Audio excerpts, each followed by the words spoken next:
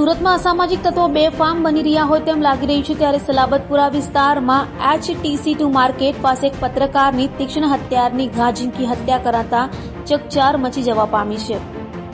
સુરતમાં ગુનેગારોને હવે કોઈનો ડર ના હોય તેમ લાગી રહ્યું છે ત્યારે સુરતના સલાબતપુરા વિસ્તારમાં HTC2 માર્કેટ પાસે હત્યાની ઘટના બની હતી। અસામાજિક તત્વોએ એક પત્રકાર ઝુબેર પર જીવલેણ હુમલો કરી તીક્ષ્ણ હથિયારના 35 થી વધુ ઘા ઝીંકી તેની હત્યા કરી નાખી હતી। બનાવની જાણ થતાં સલાબતપુરા પોલીસ સહિત ઉચ્ચ અધિકારીઓ સ્થળે દોડી ગયા હતા તો હત્યારાઓ હત્યા કરી ભાગી છૂટ્યા હતા। જ્યારે અંગત અદાવતમાં હત્યા કરાઈ હોવાનું પોલીસે પ્રાથમિક તારણ વ્યક્ત કર્યો હતો।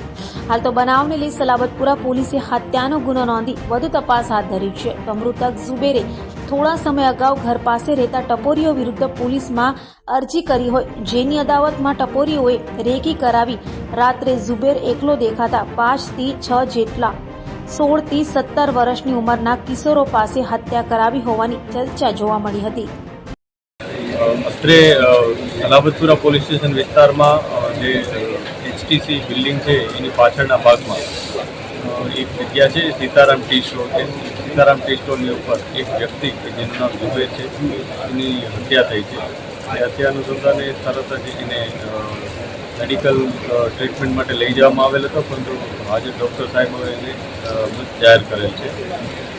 આ ઝુબેરને કોઈ તીક્ષ્ણ હથિયારના ઘા વડે હત્યા કરેલી હોય એ અત્યારે પ્રાથમિક દ્રષ્ટિએ જણાય છે। પોલીસ જે બનનાર છે મરણ એની વિગતવારની તપાસ કરી રહી છે। સાથે સાથે એના સંભવિત જે પણ આરોપી હોઈ શકે એની પણ તપાસ કરી રહી છે। અમે અત્યારે સ્થળની વિઝિટ પણ કરી છે અને જે પણ ડિટેલ મળશે એ મુજબ આગળની કાર્યવાહી। પ્રાથમિક તપાસમાં કઈ આપસી રંજીશ હતી?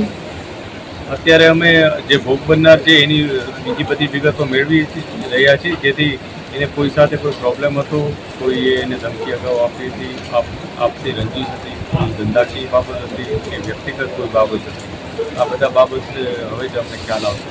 પરંતુ અમે જે શકમંદો છે એને તપાસી રહ્યા છીએ અને એમાંથી જલ્દી આરોપી પકડાય એ મુજબના પ્રયાસ છે। હાલમાં કોઈ અટકાયત થઈ છે? અત્યારે હજી સુધી કોઈ અટકાયત થઈ નથી। અમે શકમંદોને તપાસી રહ્યા છીએ।